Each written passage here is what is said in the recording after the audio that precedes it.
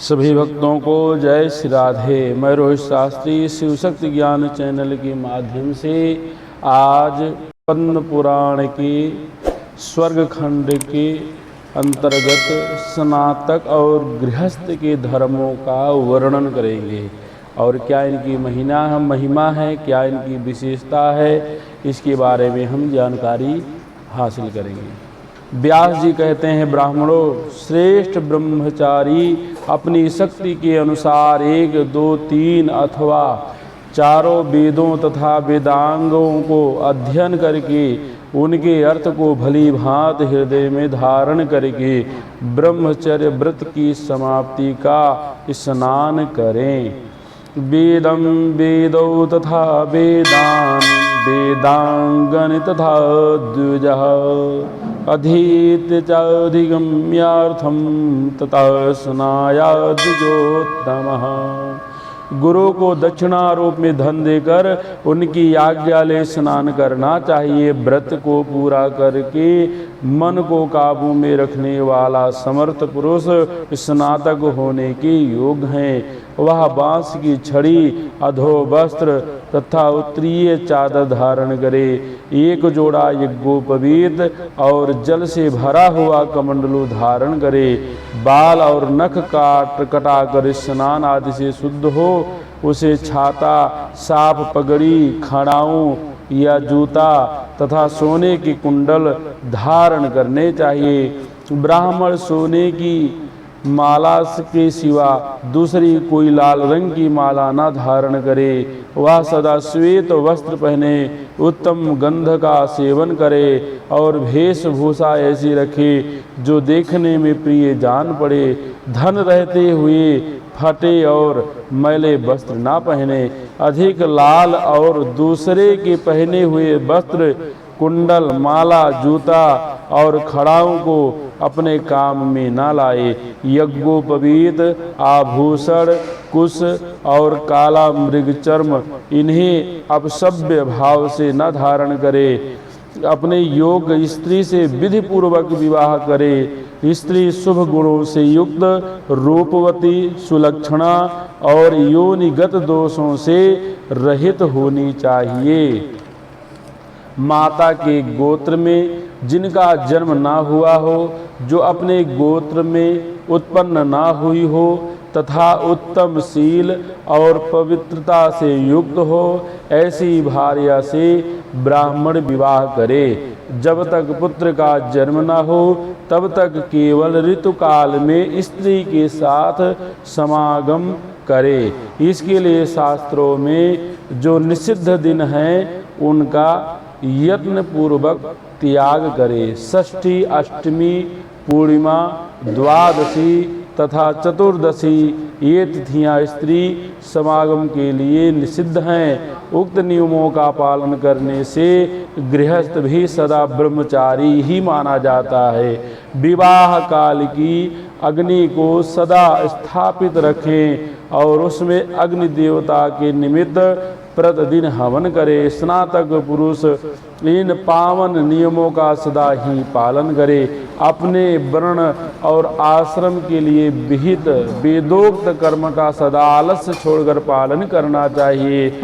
जो नहीं करता वह अत्यंत भयंकर नरकों में पड़ता है। सदा संशयशील रहकर वेदों का अभ्यास करे। 5 महायज्ञों का त्याग न करे। गृहस्थोचित समस्त शुभ कार्य और संध्योपासन करता रहे। अपने समान तथा अपने से बड़े पुरुषों के साथ मित्रता करे। सदा ही भगवान की शरण में रहे। देवताओं के दर्शन के लिए यात्रा करे तथा पत्नी का पालन पोषण करता रहे।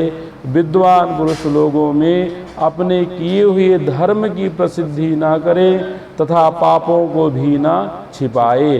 संपूर्ण प्राणियों पर दया करते हुए सदा अपने हित का साधन करे। अपनी व्यय, धर्म, कर्म, धन, विद्या, उत्तम कुल, देश, वाणी और बुद्धि के अनुरूप आचरण करते हुए सदा विचरण करता रहे। श्रुतियों और स्मृतियों में जिसका विधान हो तथा साधु पुरुषों ने जिसका भली भांति सेवन किया हो उसी आचरण का पालन करे। अन्य कार्यों के लिए कदापि चेष्टा न करे। जिसका उसके पिता ने अनुसरण किया हो तथा जिसका पिता महो ने किया हो उसी वृत्ति से वह भी सत्पुरुषों के मार्ग पर चले। उसका अनुसरण करने वाला पुरुष दोष का भागी नहीं होता। प्रतिदिन स्वाध्याय करे, सदा यज्ञोपवीत धारण किए रहे तथा सर्वदा सत्य बोले, क्रोध को जीते और लोभ मोह का परित्याग कर दे। गायत्री जप तथा पितरों का श्राद्ध करने वाला गृहस्थ मुक्त हो जाता है। माता पिता के हित में संलग्न, ब्राह्मणों के कल्याण में तत्पर, दाता, याज्ञिक और वेद भक्त गृहस्थ ब्रह्मलोक में प्रतिष्ठित होता है। सदा ही धर्म, अर्थ एवं काम का सेवन करते हुए प्रतिदिन देवताओं का पूजन करें और शुद्ध भाव से उनके चरणों में मस्तक झुकाएं। बलिवैश्य देव के द्वारा सबको अन्न का भाग दे। निरंतर क्षमा भाव रखें और सब पर दया भाव बनाए रहें। ऐसे पुरुषों को ही गृहस्थ कहा गया है। केवल घर में रहने से कोई गृहस्थ नहीं हो सकता।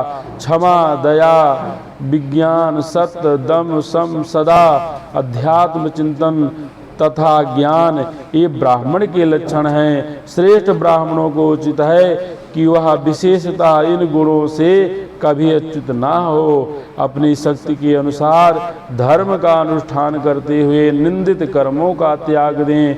मोह रूपी कीचड़ को धोकर परम उत्तम ज्ञान योग को प्राप्त करके गृहस्थ पुरुष संसार बंधन से मुक्त हो जाता है। इसमें अन्यथा विचार नहीं करना चाहिए। निंदा, पराजय, आक्षेप, हिंसा, बंधन और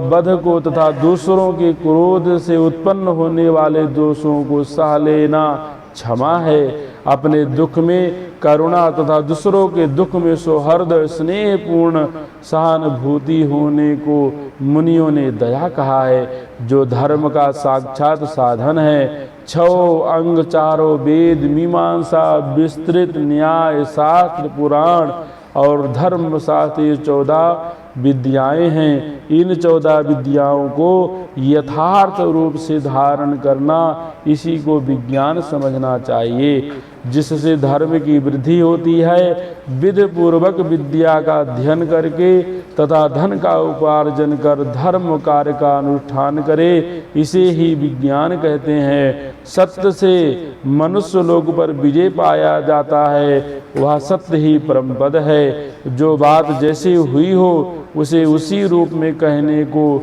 मनीषी पुरुषों ने सत्य कहा है। शरीर की उपरामता का नाम दम है। बुद्धि की निर्मलता से सम सिद्ध होता है। अक्षर अविनाशी पद को अध्यात्म समझना चाहिए, जहाँ जाकर मनुष्य शोक में नहीं पड़ता। जिस विद्या से षड्विध ऐश्वर्य युक्त परम देवता साक्षात भगवान ऋषिकेश का ज्ञान होता है, उसे ज्ञान कहा जाता है। जो विद्वान ब्राह्मण उस ज्ञान में स्थित भगवत परायण, सदा ही क्रोध से दूर रहने वाला, पवित्र तथा महायज्ञ के अनुष्ठान में तत्पर रहने वाला है, वह उस उत्तम पद को प्राप्त कर लेता है। यह मनुष्य शरीर धर्म का आश्रय है, इसका यत्न पूर्वक पालन करना चाहिए, क्योंकि देह के बिना कोई भी पुरुष परमात्मा श्री विष्णु का ज्ञान नहीं प्राप्त कर सकता। द्विज को चाहिए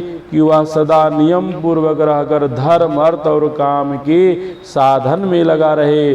धर्महीन काम या अर्थ का कभी मन से चिंतन भी न करे। धर्म पर चलने से कष्ट हो तो भी अधर्म का आचरण नहीं करना चाहिए, क्योंकि धर्म देवता साक्षात भगवान के स्वरूप हैं, वही सब प्राणियों की गति हैं। द्विज तथा भूतों का प्रिय करने वाले करने वाला बने, दूसरों के प्रति द्रोह भाव से किए हुए जाने वाले कर्म में मन न लगाए, वेदों और देवताओं की निंदा न करे तथा निंदा करने वाले के साथ निवास भी न करे। जो ब्राह्मण प्रतिदिन नियम पूर्वक रहकर पवित्रता के साथ इस धर्म अध्याय को पढ़ता पढ़ाता अथवा सुनता है, वह ब्रह्म लोक में प्रतिष्ठित होता है। बोलो लक्ष्मी नारायण भगवान की जय।